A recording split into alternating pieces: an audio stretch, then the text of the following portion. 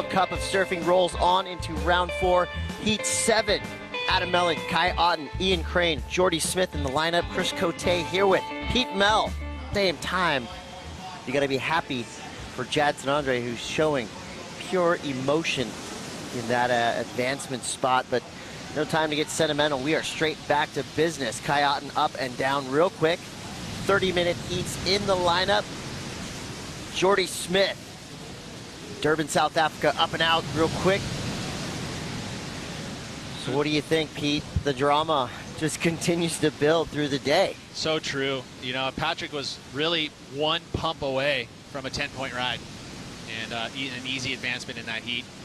But and that would have been Jadson going out. But now Jadson, destiny for him is he's in to the next round, and he's already passed Bino Lopez, so he's got himself another spot up the rankings. To watch Jordy Smith here, you would say that this guy is a favorite going into today's action. Nice and solid surf out there, and his surfing suits this wave to a T. Saw a first wave from Kai Otton as well, came up with a 5.5, which is a great start for the two veterans. You know, this heat is the first heat that we get to see where we don't have implications on the qualifying series. So early scores that have come through, Jordy Smith with a 7 and a 0.5. Kai Otton now. Backhanders so far have done all right today. Saw Jadson Andre and his backhand make it through that last heat. Before him, Tanner Gudauskas. So the goofy versus regular war that we like to kind of keep our eye on, still alive and well. Kai Otton now on the board with a 5.5, 0.6, 0.63. So this wave kind of just waiting for it to set up, never really happened. Yeah, and you saw that he's grabbing his rail, saw maybe the opportunity to pull in, but then realizes, nah, I'll get around it. And then once he does get around it, not a section there to be had. Jordy Smith has the lead. Looks like a wide set coming through. Ian Crane's going to take the late takeoff. Try to kind of work his way into this one. Could have a good line through the inside. Nice little backhand whip to start him off. Now he's getting a lot of speed down the line, straight up the lip, airdrops in front of the foam. Little mini ollie claim, and I liked it. Ian Crane knowing the power of one turn on these waves today. That was a great finish. You realize, too, these guys are coming all the way from the first round.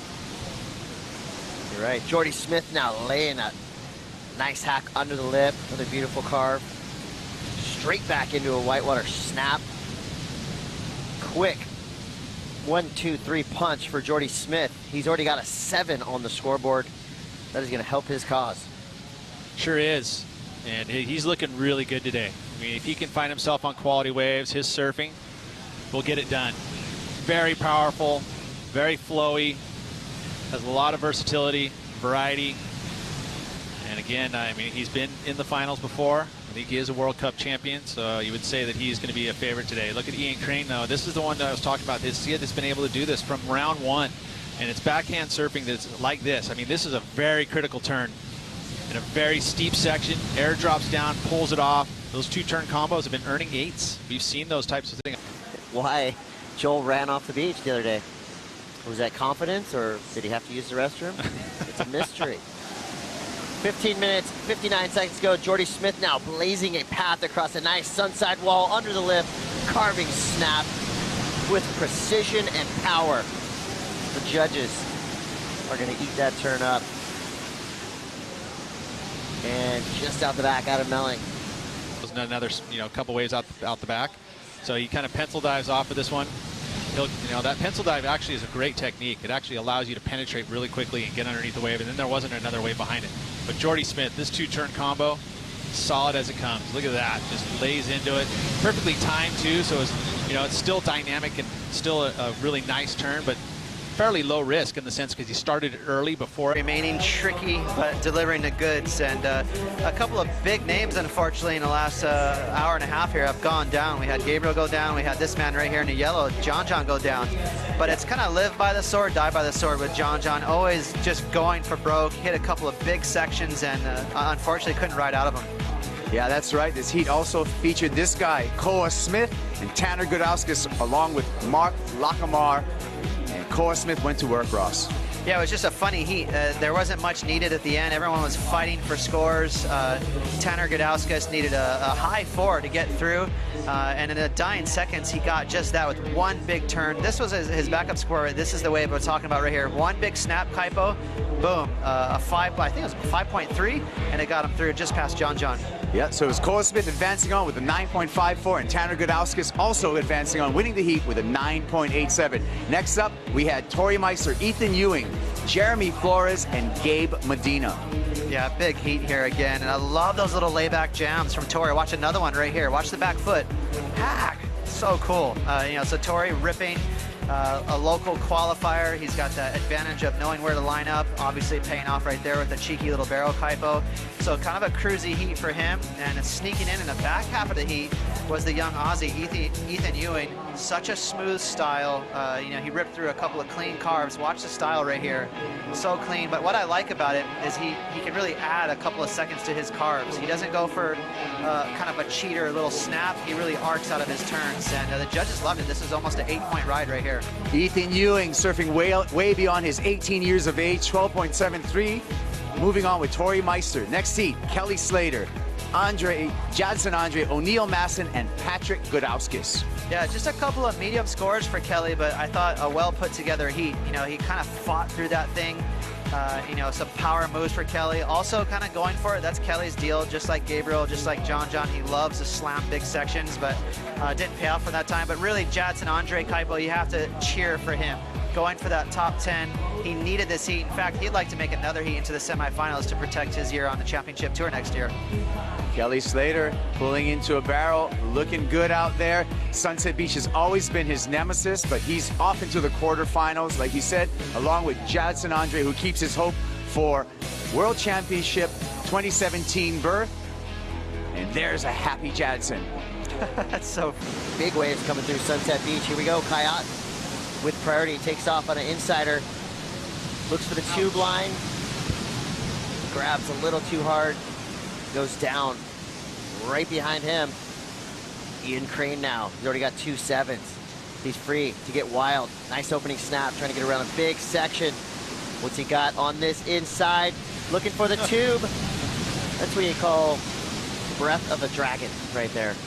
And the next thing you know, it sucks up and just squeezes you, and as soon as the wave touches you, it is really hard to stay on your surfboard. Beautiful first snap here. Ian, ton of drive coming around the corner there. That Mayhem picking up all that speed on that bottom turn.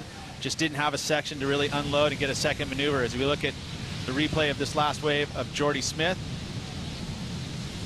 Floater. And again, this kid has been on point today. He keeps putting big scores up.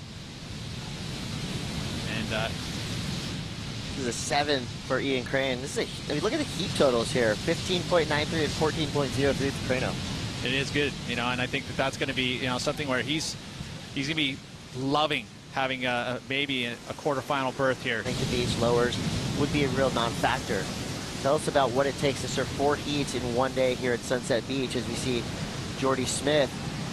And you talk about taking the bull by the horns. Jordy Smith doing that, taking off on really every wave that comes to him. But tell me about 4 heats.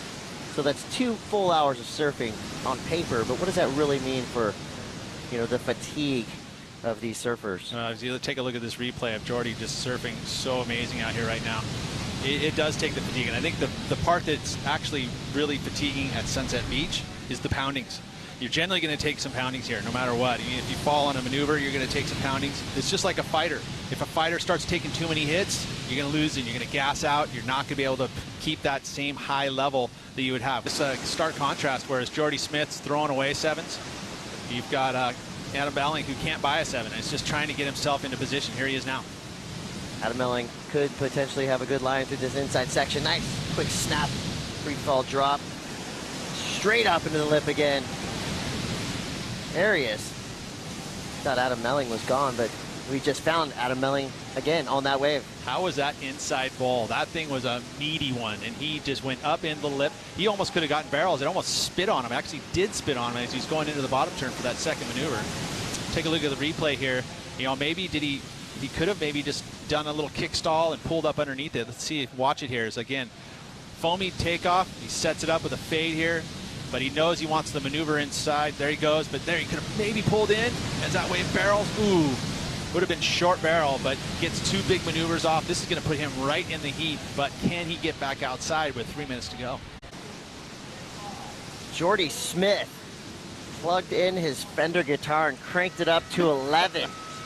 Absolutely destroying that last heat. He will move through with San Clemente's Ian Crane. More surfing to come. Joel Parkinson, former Vans Triple Crown of Surfing champion, takes on 3